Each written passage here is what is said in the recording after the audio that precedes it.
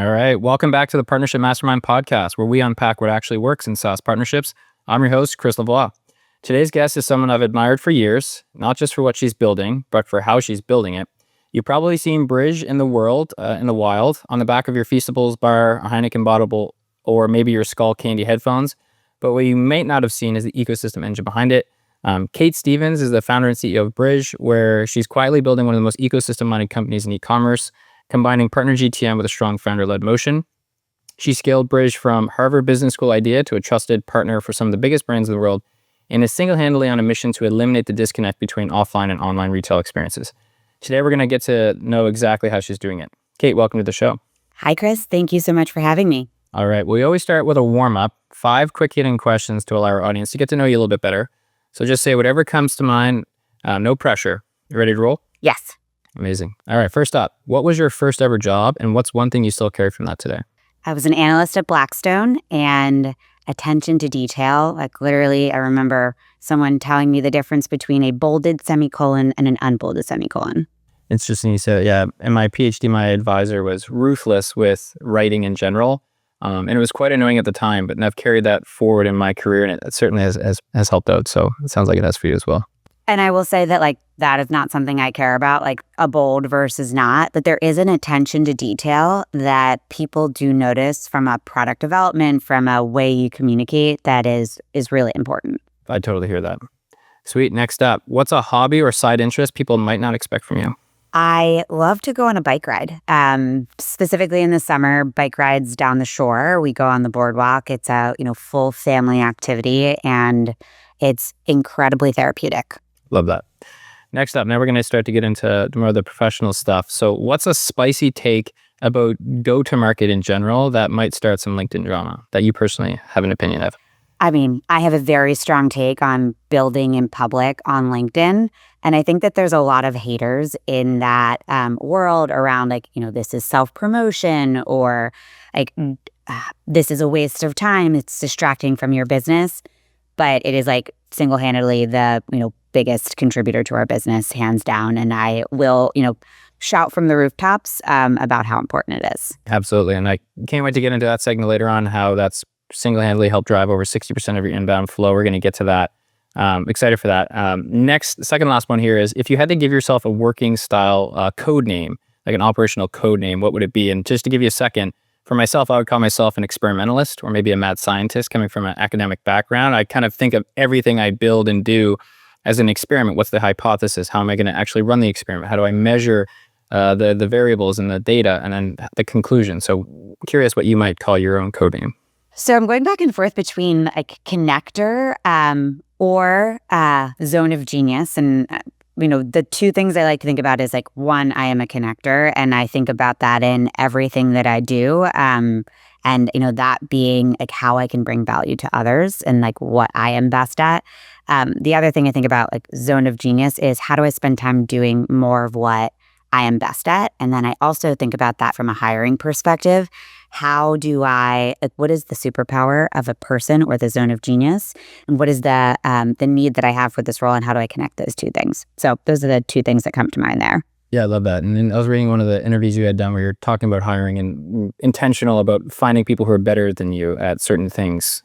So we'll definitely get into that a bit later. And then the last question, we'll get into the fun stuff, is who is someone in the SaaS GTM world that more people should be learning from, that you really love, perhaps their content? Nicole Harvey. So she is at Recharge. She's also started Empower Her as her side hustle, which I think, in the future will be a full-time gig.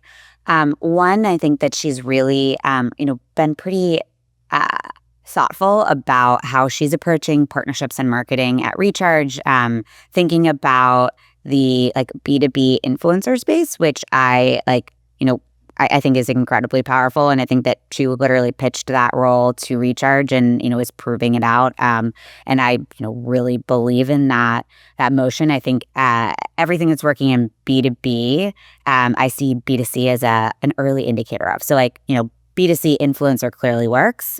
Why wouldn't it work in B2B? So I have lots of thoughts there. Second, I think she and I really align on our view of the world and, empowering women, and kind of, providing spaces for them to, come together and, feel empowered. So, obviously love and support what she's building there. Love that. Well, we appreciate the shout out for Nicole. We'll make sure to include that in our description for this pod episode. And we're certainly going to get into everything that you're doing to empower women in a later segment. But now we're going to switch gears into the meat of the conversation. We're going to start with what I'm calling retail reality checks. And to kick things off, I want to anchor us in the problem space that Brij is solving for. Most people know retail is changing, but they don't always grasp the post-purchase gap. You've said on record, retail data is $1 trillion black box, right? And that's a bold statement, and I know you love bold statements. So for folks who aren't deep in this world, what's the real gap brands are missing after checkout? When a brand sells through their D2C channel, they know everything about their customer. Where that customer lives, what they purchase, what their name is, are they male or female? And so they can, personalize that relationship, have a better customer experience, and then sell more to them. By owning that data, on average, that will drive about 1/3 of revenue for a brand. So Klaviyo, on average, for D2C brands, drives about 1/3 of revenue.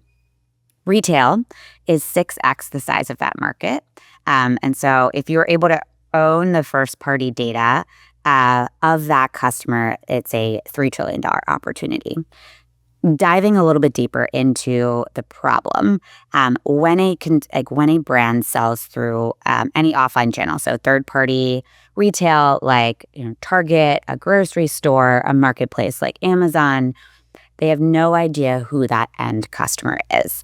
And the reality of the way data is structured, or a brand has access to data, is through the channel that they sell through. So when they sell through any channel other than their own D2C, they lose access to that first-party data. So take Quip, for example. If Chris, buys a Quip toothbrush from Target, before a solution like Brij, Quip has no idea who you are, and so thus can't personalize that experience with you.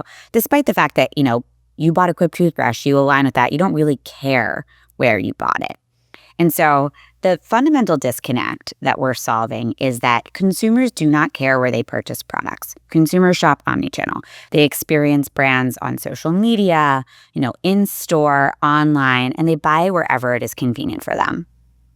So why is that data so different depending on where the brand is selling? Because the consumer doesn't care. And so that's the fundamental disconnect in the market that we see that has really been the status quo forever, and that I see as fundamentally wrong.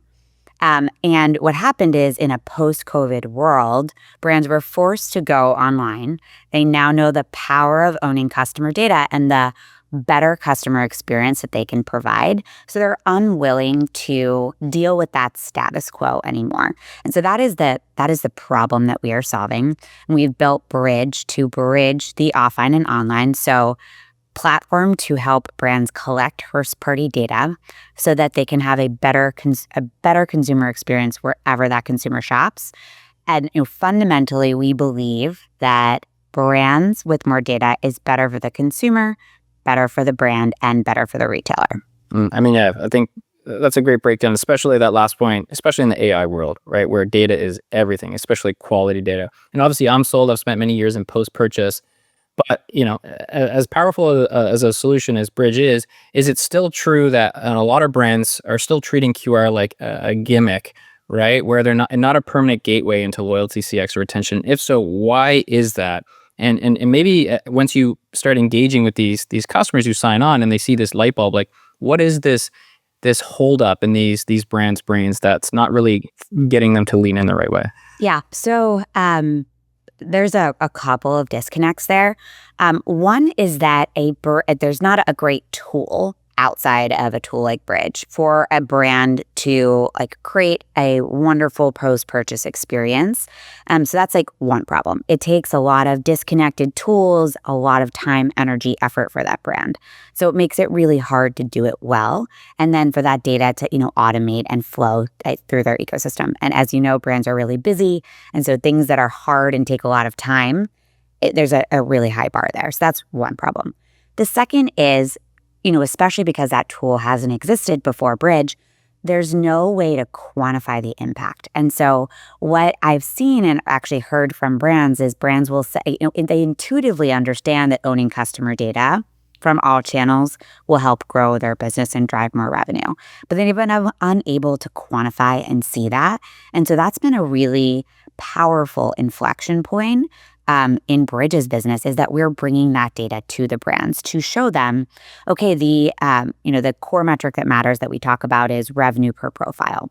And so on average across our portfolio, we see $85 of revenue per profile. And so if we're collecting, 1 million pieces of data, that's $8.5 million of revenue that we could drive for that brand. Obviously, those are really powerful, meaningful numbers. Before a tool like Brij, brands don't know that. And so thus they're not able to focus on it and then optimize that experience. The example I use is before Klaviyo, brands had MailChimp, and they thought about sending emails as sending a monthly newsletter. What Klaviyo allowed a brand to do is break down those different categories of emails that they're sending to, but also importantly quantify the impact of those email sends and who they're sending to. And that's a light bulb moment for, holy shit, email drives a significant portion of our revenue, right? That own customer, a third of our revenue is driven from this retention marketing. And so we're bringing a level of sophistication to offline data and quantification of the value of the impact of how important this is to their business and the missed opportunity. Because now we have these metrics across categories. We also know, what conversion rates they should expect. And so we're seeing 10x better conversion for what brands are doing themselves, for what we see Brij, what Brij can do. And that from an impact perspective, when on top of that we can quantify it in revenue, it's a very clear light bulb moment for brands. Love that. And I would love to just rewind a bit to understand maybe the early days and the early engagement with these brands, because whenever there's a new, powerful, disruptive tool like Brij that comes onto the market where something like it didn't exist before, as exciting, as powerful as it is, one of the challenges I'm sure you've lived is, okay, there's not a reference point. There's a lot of education that must have to go into. So can you help us understand that re-education, so to speak, maybe in the early days or even still now when you're first engaging with brands who haven't used a powerful tool like Brij? A really great point. And I think it's both the biggest challenge that we have in building this business, but also the opportunity. So, first and foremost, we feel grounded in the problem. We absolutely know it is a massive problem that brands come to us and they're like, we are scaling retail and we're losing our customer. That was literally the words that Armra told us when they came in, to us for a demo. They're like, we're launching retail. It's going to be our biggest growth area. Do not let us lose touch with our customer. So we feel really grounded in the problem. As it relates to the platform and the solution that we're building, what we would call ourselves today is a omni-channel first-party data engine. To your point, what does that mean? And so there's two different ways that we have, educated the market on what that means. One is through content. And, we can talk a little bit more about how content has really created this, education around the problem that we're solving and that solutions like Brij exist. But what has been more impactful, really on the product marketing side is not needing a brand to know that they needed this omni-channel, engine or whatever that means, and focusing on the tools that Brij has as part of its platform that brands are already looking for. So sweepstakes, rebates, warranty registration. These are things that brands are familiar with, that they're often looking for tools for. I'll give Davines as an example. So they're a customer of ours, hair care product. They're using us for rebates. We ultimately ended up meeting them through a dinner, but they were like, oh my gosh, we didn't know you did rebates. We were searching Google, ultimately ended up paying an agency a ton of money to build this custom thing for us. classic. And they were like, oh man, and we can do it for you for like a fraction of the price. And this is 10x better from the consumer and data experience. And so we had a massive inflection point in our business when we were able to stop trying to sell this platform, or especially as it related to like how we talked about what we do, and talking more about these tools that brands are already familiar with. So it's really a product marketing exercise, but talking about things that brands already know that they're interested in, that has been a powerful inflection point in not needing to educate the market on this broader platform, even though we know that that's ultimately the opportunity. So we bring them in for this one use case and then show them everything else that they can do with Brij. Yeah, that's a great rundown. And it shows up in your content, which, you think of UGC, it's more like founder generated content. And I love that's how you approach your content and your videos, which we'll get into later for that exact use case. But that was a perfect jumping off point. We're going to rewind a bit and talk about how this all started, and then we'll get back to some fun stuff. And so now we're going to talk a little bit more about the founder journey, which I find incredibly impressive. Went from Blackstone to Harvard Business School to launching Brij. What was the spark behind Brij, right? Why this product at this time? You've kind of alluded to kind of the second and third phases of the company, but let's just quickly start at the very beginning. Prior to business school, I was investing. I covered retail for PIMCO, and I was thinking a lot about what is the future of retail. It was, early e-com and personalization. I really loved that experience as a consumer in the offline world, whether it was, Target or, any IRL shopping experience. It was so unpersonalized and disconnected from e-com. I was like, this is wrong. This does not make sense to me. And so I was just like, I would have these like burning moments where I was excited about different opportunities in this offline to online world. Wasn't quite sure what my like idea or solution was, but I was like, there is something to be built here. This is a massive problem. Ended up going back to Harvard Business School to like think about this problem, and ideally start a company. Ended up meeting my co-founder Zach there, and I was talking to different brands doing customer discovery, and learned that when brands sell through retail, they lose their end customer. That that first party data is a complete black box, and it was like a complete light bulb moment. I was like, this is wrong. This doesn't make sense. Well, why does the world exist this way? And it was like, I could not stop thinking about it. The problem was so obvious to me. And I was, unwilling to, accept that was the status quo. So that was like the moment where I was like, this is the problem that I'm focused on. This like completely fits into this area that I'm obsessed with thinking about. And so, that was this problem that we identified. We graduated in 2020 in COVID, which really became an accelerant for, what is now Brij and the opportunity that we saw. So brands were forced to go online, and thus they knew the power of owning customer data.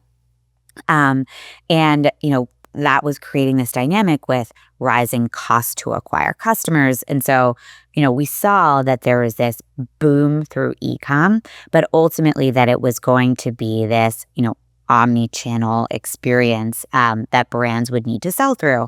And so that was kind of one accelerant. And the second was QR code adoption. Prior to COVID, there's actually two inflection points that enabled like mass adoption of QR codes.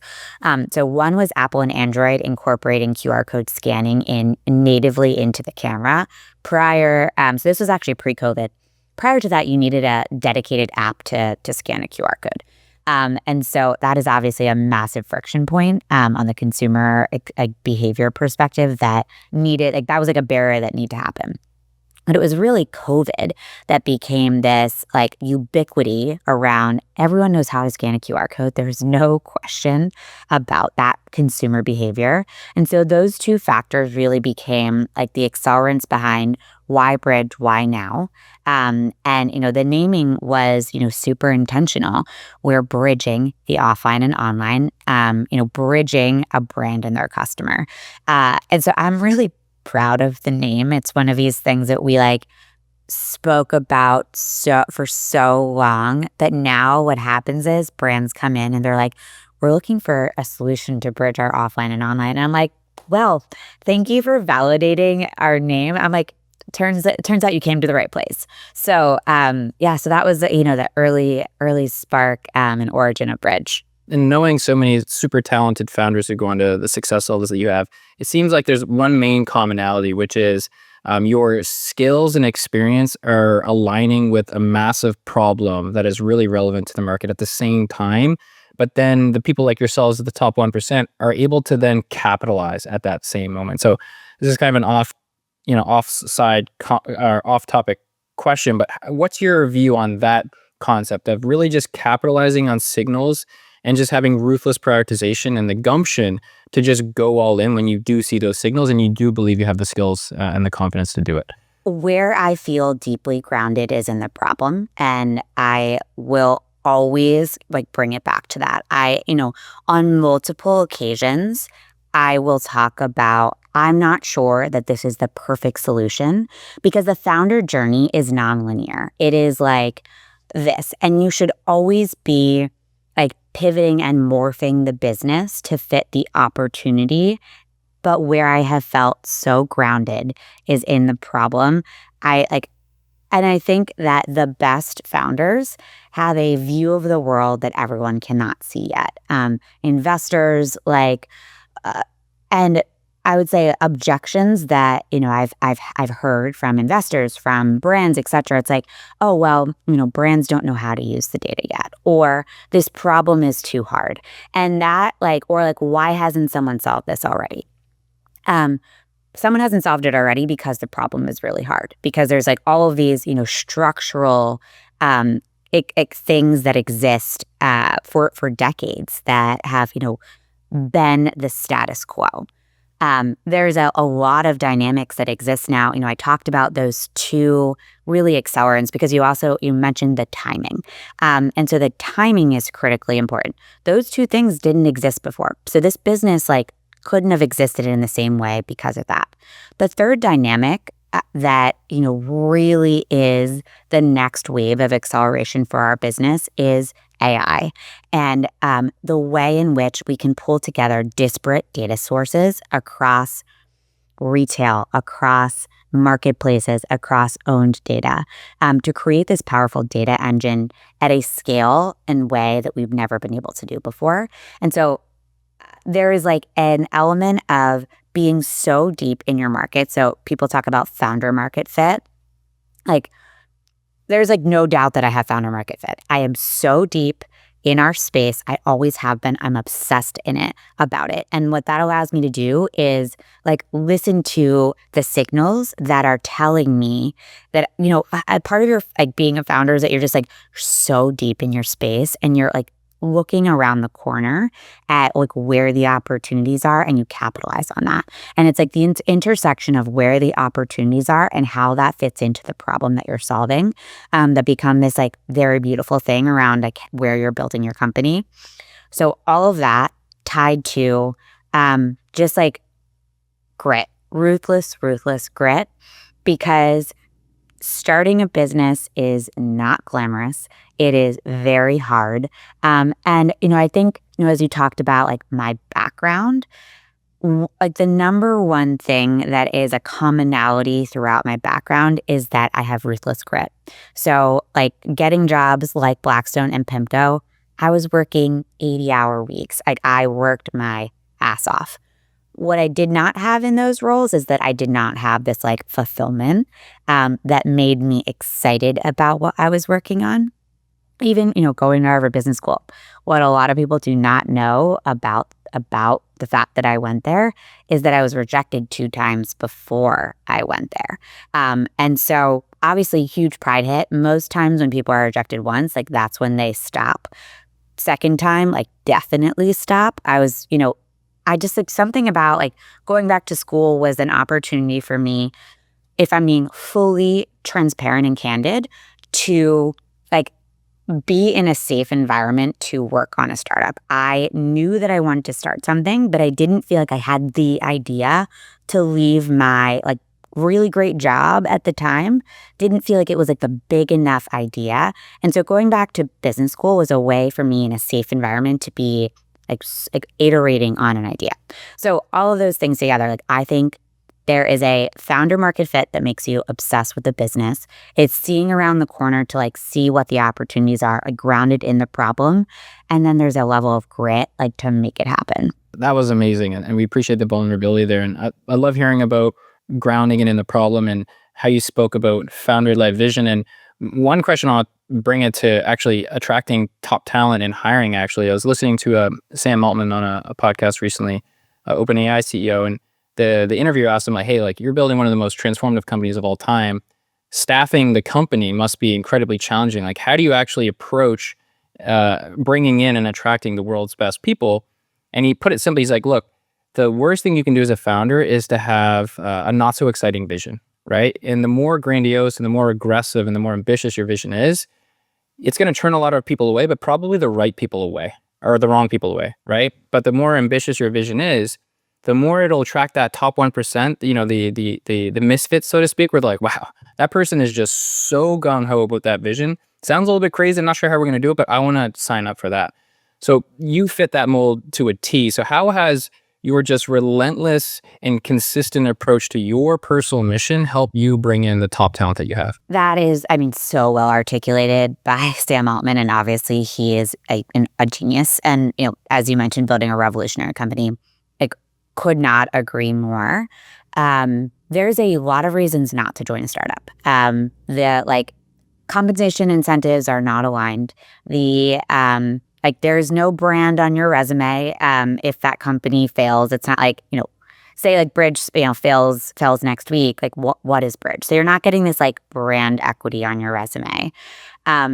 So there's like two main reasons that you join a startup. One is the just complete fulfillment that you can capture by like really building. And so like truly looking for someone who wants to build, because there's like literally nothing better from that like personal satisfaction. And then the second is that you have alignment on the vision and the mission.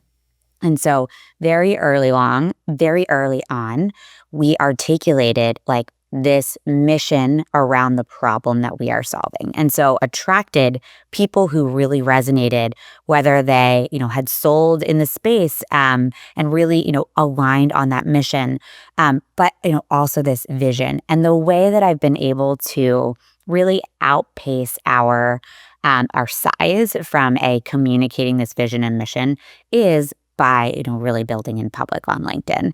And I think a lot of people know that, LinkedIn has been powerful from a go-to-market perspective for us, but it has been even more powerful from a talent attraction perspective, because what happens is people have been, like, one, I am, very open about like, who I am as a person, like who I am as a leader, what our vision is for the company, what we're building, the problem that we're solving, how we're doing it. And people are following that on LinkedIn.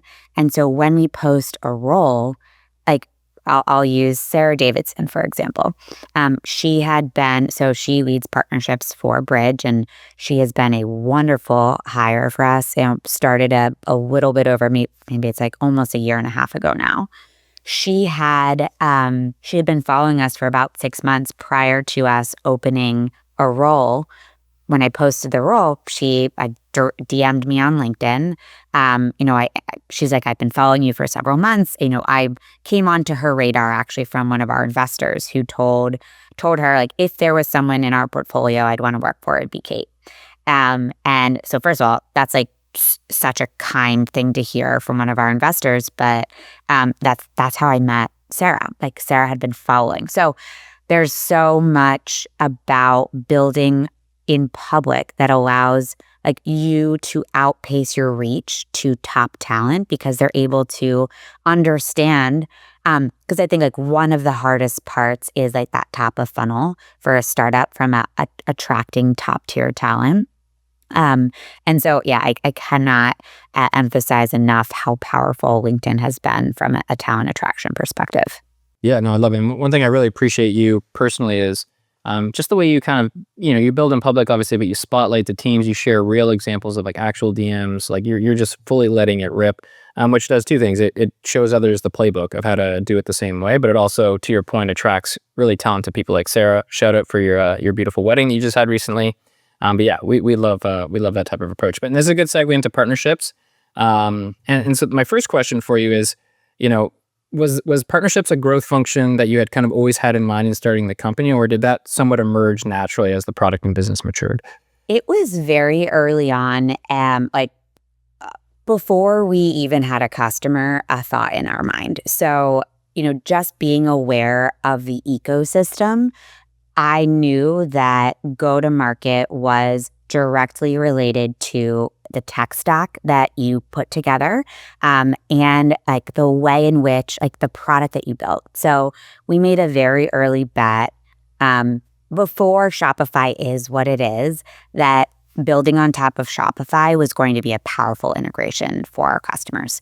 Now it's probably about, and I want to be very clear, we're not a e-commerce solution. We're very much a bridge between e-com and the offline world. But what we know about our customer, and so, where I would actually bring this back to is thinking about partnerships as a lens through who we're selling to. So the brands have a tech stack, that's Shopify, Klaviyo, gorgeous on the CS side, which is kind of this standard tech stack that is best in class. We knew that building into that would be a very powerful product solution because brands are busy and they need their workflows and their solutions connected, because disparate tools and data sources are not valuable because it's too segmented. And so very early on, we made a product decision to build and connect to these platforms. And that in and of itself became a partnership motion, and a sales motion. And so those three things were like inextricably linked from the beginning of building Brij. I love that. And you've clearly built a really well-rounded ecosystem and kind of perusing your tech and in services-based pages, very well-rounded. Last question on the partnerships front for you. How would you describe your ideal partner, so to speak? Like, what characteristics are important to you? And ultimately, if, Sarah or whoever brings like a really big partner opportunity to you as CEO, what are the characteristics and information you're looking at to say, you know what, we're willing to invest our precious resources to go deep with that specific partner? So at the core of what Brij is doing is collecting first-party data and then quantifying that first-party data for brands that sell omnichannel. And so partners that benefit from that first-party data are the most logical partners for us. I can talk about this later as it like when we go into content. Part of building in public has allowed us to outkick our coverage with partners, and then has also been a warm beneficiary. Like, we are warming the entire partner ecosystem because of that partnership. But the second thing is these partners. So let's name a couple of our largest ones. Klaviyo and Recharge. They directly benefit from us bringing customers or consumers who are shopping offline into a brand's direct ecosystem. Klaviyo, very obvious. Like, we are helping them grow Klaviyo lists. We are also building that personalization piece, so we can tell, different tags, what retailer they came from, what products they purchased from these offline worlds. Highly relevant to Klaviyo on the tech partnership side. And then logical kind of follow through on the agency side are, those who benefit from, working a brand's Klaviyo list. So that's like what makes very obvious sense. Retention marketing agencies. Using Recharge as a partner example, similar dynamic. We are helping them grow and service more consumers for brands that want subscriptions. So Quip is a really great example that I met through Recharge. Quip will shout from the rooftops how much they love working with us and how much we're benefiting their business. The reason being we fit very obviously into benefiting Recharge driving more revenue for their customers. We help Recharge drive more revenue for offline customers. So like thinking about how we logically fit into driving more revenue is what's going to be the best partner for us. We have a new solution in the paid world now. So Meta Omni Ads is a new solution that was just came out the last couple of months. And so what that is allowing brands do is to optimize for offline purchase events. And what Brij can do is send those offline purchase events to Meta to allow brands to use this as an acquisition tool for retail customers. So that's a very powerful new product, which, actually opens up a new partnership channel. Meta has never really been a priority for us historically. Now Meta and growth agencies are a priority. So we think about like what is core to what Brij is doing? How does this directly align with a partnership opportunity? And that's how we think about prioritization from a partnership. Yeah, I love it. It's refreshing to hear how you talk about the ideal, say, integration or tech partnership and staying true to your form, grounding it in the problem, right? That being, for the partner's perspective, like really enabling them to have those offline insights plugged into their systems, never more important in the AI world. So any potential partners interested in Brij, you now know the exact blueprint on how to hit Kait up with the most perfect LinkedIn DM to get the conversation started. So no excuses. Cool. We're going to transition to our final segment, which is just to finish off with founder-led GTM, just because I'd be remiss if we didn't tap into that, given that you're one of the world's experts on this. You didn't wait for to hire sales or demand gen. You led with content. I love your authenticity and your consistency, specifically on LinkedIn. I've read that it's driving over 60% of your inbound leads. You've got a huge following. So I just want to finish with that for a few minutes. First question I have for you on this front is what's a mindset or rule that helped you turn LinkedIn into a real GTM engine and not just a content feed? The mindset is that it is a one-to-many strategy. And I think that initially you can't get too caught up in like what are the metrics of success. Like, those are important. Ultimate metrics, demos, and awareness.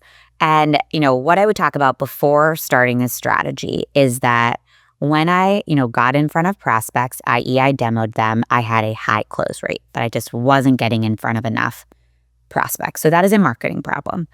I, didn't know what the right marketing solution was until starting this like founder-led go-to-market. And, I think a lot about how B2C is really an early indicator of what is working in B2B. Let's use Allison Ellsworth, founder of Poppy, sold Poppy, which I think is largely an undifferentiated product, kombucha water, to Pepsi for, about $2 billion. Was an absolute expert in brand, but then specifically founder brand. So she has had billions of TikTok views. And so TikTok and Instagram are the, one-to-many platform that brands show up on. That a corollary is LinkedIn for B2B. So my customer, the marketer, is on LinkedIn. They are connecting with their peers, they're learning. And so that is the platform in which, I can show up to have a one-to-many opportunity to meet with my customer. And so that's that has been the framework that I think about. And then once I, started understanding how powerful this is. So on LinkedIn, the person's profile, i.e. the founder or the individual, is what gets engagement in a far outpaced to what the Brij profile gets. If I post something on Brij's profile, it gets minimal engagement versus the individual. So, from the beginning, it's really been a founder-led, driven marketing effort. And I would say the two biggest hurdles people need to get over when they're thinking about posting on LinkedIn. One is the ick factor. I think people, it's like, this is weird and self-promotional and icky. And that was something that I was afraid of. And I remember talking to my friends after I launched this, and I was and they'd be like, saw everything you're up to on LinkedIn. I'm like, oh yeah, it's a marketing strategy. They're like, we know. And that was this moment for me where I was like, okay, I need to, like, I can get past this ick factor because everyone else knows this is for my business. And that was like this like mindset shift. I was like, okay, people don't think that I'm weird if like for doing this. And actually like now I like given how much success it's driven for the business, I don't really give a crap if people think I'm weird for doing this because it works so well. I will literally, shout from the rooftops about it. The second thing is how much time it takes. So to combat that, one, it does take time, but it has the most meaningful impact of anything I've done on our business, so it is worth the time. Two, you can set up processes to help save yourself time. And, I've, done these processes to help minimize the time it takes, but ultimately it is my ideas, my thoughts, like my voice that is coming through to LinkedIn. And that's what sets my content apart from one, like the AI content that people are posting on LinkedIn, which is like sometimes pretty brutal. And two, like those who are using different ghostwriters that, it's really, I literally can tell like who's using which ghostwriters because it's not authentically that person's voice. So that was my long-winded answer there. No, I mean, that's great. I mean, people can literally just take this transcript, plop it into a custom ChatGPT, and then they can start popping out really strong content as well. So we appreciate that. Just two last questions, and then we'll get you out of here. This one is on something that we really appreciate about you and the empowerment of women in the tech scene and the business world in general. And if I made this next question, you spoke about raising your first round while pregnant as an example. You're incredibly candid about that. I'm curious, what did that teach you about how the startup world sees motherhood and sees female founders? Oh man, well, I have so many thoughts on this, and I would say it's not specific to the startup world, but I would say that there is broadly this dialogue that is given to women, and whether it's spoken or maybe like unspoken, but women feel this burden when they're thinking about having kids that they are not going to be able to do both, to lean into their career and to have babies. And it like scared the absolute shit out of me when I was thinking about, having a family myself. It was like, we are not in a great place as Brij at, how am I going to be able to, have a child? Okay, couple of things I tell people. One, it takes 9 months if you get pregnant to like then have that child and figure things out. Two, like that's like if you can get pregnant. For me, I had a really long infertility journey that like I wasn't sure if I was going to be able to get pregnant. And so that's like the other piece that you need to like bring into your math of like when is the right time, which by the way, there's never a perfect time. And then the third thing is like when you have a child, your brain does not stop working. Your life changes, your like time management skills change, but in so many ways, and I, talk about this, motherhood is an absolute superpower. It is like the unbelievable ability, and parenthood in general, to multitask, to time manage, to be unbelievably efficient. And that is this unbelievable superpower that I have brought to my business, an empathy and like a groundedness in like what matters. I mentioned briefly before this call that my daughter broke her arm 2 days ago. I remember like leaving the office, like worrying about, we're not growing fast enough. Like, are we getting the right people? Like all of these things, which like go out the door in a minute to like be like, okay, this is something that matters a lot. This is where my focus needs to be. But, at the end of the day, that grounded me and like it shut off this like unnecessary worry about some business problems. And it creates this just balance between like you can do both. Both things matter. Both things like I personally could not be a full-time parent. That is like sometimes like weekends are the most exhausting time for me. Like work is so much easier than being a parent. I am like so in awe of how people do this. But like both things give me so much energy. I like absolutely love being a parent more than anything in the world, but it also makes me better at my job. And having that fulfillment from my job makes me a better parent. So I can't imagine a world without both. And I want there to be more dialogue around like one, you can figure it out, like your capabilities expand. And yeah, two, just like you figure it out. It's a little bit messy, but being a parent makes you a better employee, a better founder. Well, I mean, that was incredibly encouraging, especially for early stage female founders who might feel like the odds are stacked against them. So we really appreciate the humility there, Kait. And look, that's basically the wrap. This was such a real and rich conversation. I just want to thank you so much for showing up and just being this fully honest and sharing your playbooks. So we really appreciate you, Kait. Thank you, Chris. Really enjoyed this conversation. All right. Until next time.